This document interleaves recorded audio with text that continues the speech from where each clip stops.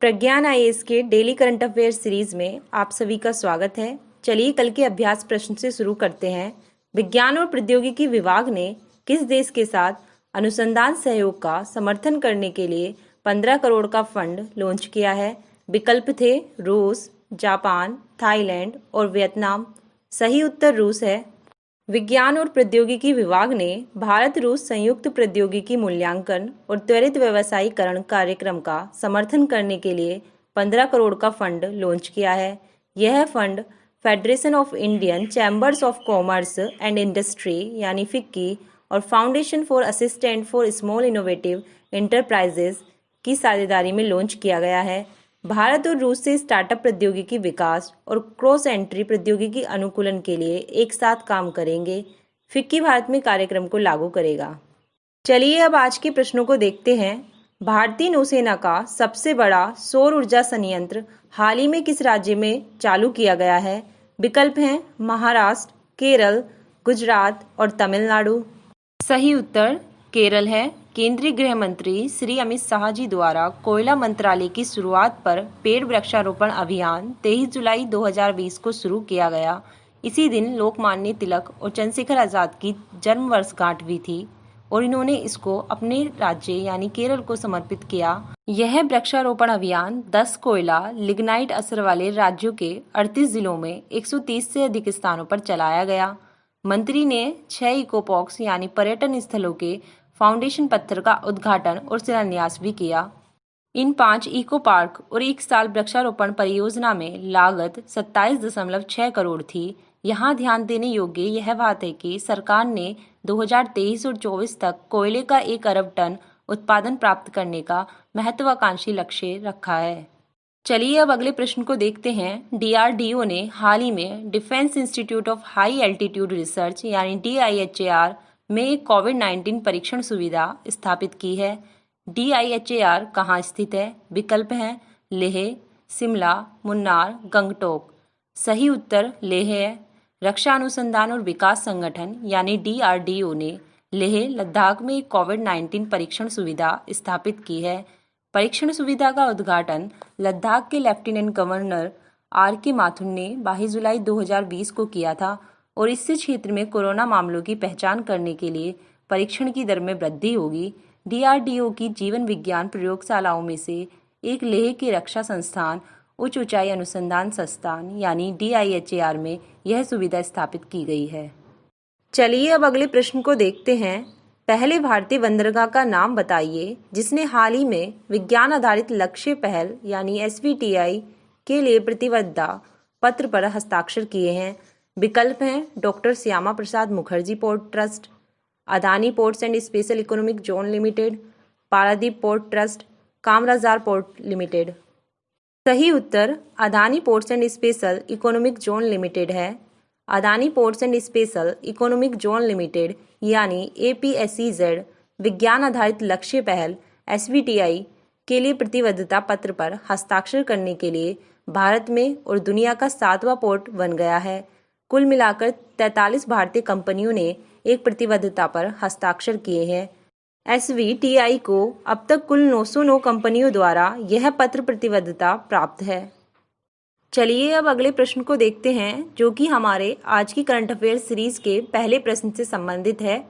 कोयला मंत्रालय ने एक वृक्षारोपण अभियान यानी वृक्षमण अभियान की शुरुआत की है जिसके तहत 10 राज्यों के 38 जिलों में 130 से अधिक स्थानों पर पौधे रोपित किए जाएंगे। कोयला मंत्रालय में केंद्रीय मंत्री कौन है? विकल्प हैं अर्जुन राम मेघवाल, महेंद्र नाथ पांडे, रमेश चंद्र, प्रहलाद जोशी। सही उत्तर प्रहलाद जोशी है। केंद्रीय गृह मंत्री श्री अमित शाह ने 23 जुलाई 2020 को कोयला मंत्रालय के वृक्षारोपण अभियान वृक्षमण अभियान की शुरुआत की जिसमें लोकमान्य बाल गंगाधर तिलक और चंद्रशेखर आजाद की जन्मशती के अवसर पर भी उनके जीवन को समर्पित किया गया और राष्ट्र की सेवा को केंद्रीय कोयला खान और संसदीय मामलों के मंत्री श्री प्रहलाद जोशी भी इस अवसर पर उपस्थित थे। चलिए अब अगले प्रश्न को देखते हैं। कोविड-19 लो लैब पहल को हाल ही में WHO द्वारा उन कानूनों का डाटाबेस प्रदान करने के लिए शुरू किया गया है जिन्हें सदस्य देशों ने महामारी के जवाब में लागू किया है। WHO ने इनमें से किस संगठन के साथ मिलकर यह पहल शुरू की है? विकल्प हैं UNDP, O'Neill Institute for National and Global Health Law in Georgetown University, UNAIDS या उपरोक्त सभी। सही उत्तर उपरोक्त सभी विकल्प हैं। विश्व स्वास्थ्य संगठन यानी WHO ने 22 जुलाई 2020 को कोविड-19 लॉ लैब लॉन्च किया है, जो उन कानूनों का एक डाटाबेस है जिन्हें देशों ने महामारी के जवाब में लागू किया है। इस कानून प्रयोगशाला का मुख्य उद्देश्य यह सुनिश्चित करना है कि कानून व्यक्तियों और समुदायों के स्वास्थ्य और भलाई की रक्षा करते हैं और यह है कि वे अंतर्राष्ट्रीय सुरक्षा अधिकारों के मानकों का पालन करते हैं। नई लैब www.covidlawlab.org पर संयुक्त राष्ट्र विकास कार्यक्रम यानी UNDP, विश्व स्वास्थ्य संगठन यानी WHO, HIV और एड्स UNAIDS पर संयुक्त राष्ट्र कार्यक्रम और ओनील इंस्टीट्यूट की संयुक्त परियोजना है। जॉर्ज टाउन विश्वविद्यालय में राष्ट्रीय और वैश्विक स्वास्थ्य कानून के लिए भी है। चलिए अब अगले प्रश्न को देखते हैं। अमला शंकर, जिनका हाल ही में निधन हो गया है, भारत के लिए किस राज्य के एक प्रसिद्ध नर्तक और कोरियोग्राफर थे? विकल्प हैं पश्चिम बंगाल, महाराष्ट्र, उड़ीसा और मध्य प्रदेश। सही उत्तर पश्चिम बंगाल है। कोलकाता स्थित प्रख्यात दानिश और कोरियोग्राफर अमला शंकर का निधन हो गया है। वह 101 वर्ष की थी। अमला प्रसिद्ध शास्त्रीय नर्तक उदय शंकर की पत्नी थी। कला में उनके योगदान के लिए उन्हें 2011 में पश्चिम बंगाल सरकार के गंगा विभूषण पुरस्कार से सम्मानित किया गया था। अगला प्रश्न, रीस्टार्ट इंडिया भारत में व्यवसायों को फिर से शुरू करने में MSME की क्षेत्र की मदद करने के लिए लॉन्च किया गया मंच है। प्लेटफॉर्म किस कंपनी द्वारा विकसित किया गया है? विकल्प हैं टाटा कैपिटल, बजाज इंसर्व, चोलामंडलम फाइनेंस, मुथूट फिनकॉर्प। सही उत्तर मुथूट फिनकॉर्प है। केंद्रीय सूक्ष्म लघु और मध्यम उद्योग मंत्री श्री नितिन गडकरी ने 23 जुलाई 2020 को एक परामर्श मंच www.restartindia.in का शुभारंभ किया है।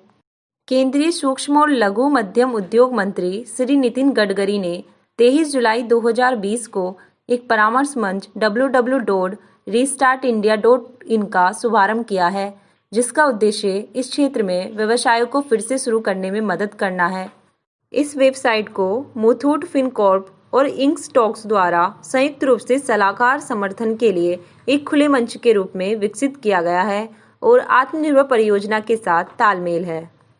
चलिए अब अगले प्रश्न को देखते हैं, जो अति महत्वपूर्ण है और इसको हम पहले भी डिस्कस कर चुके हैं।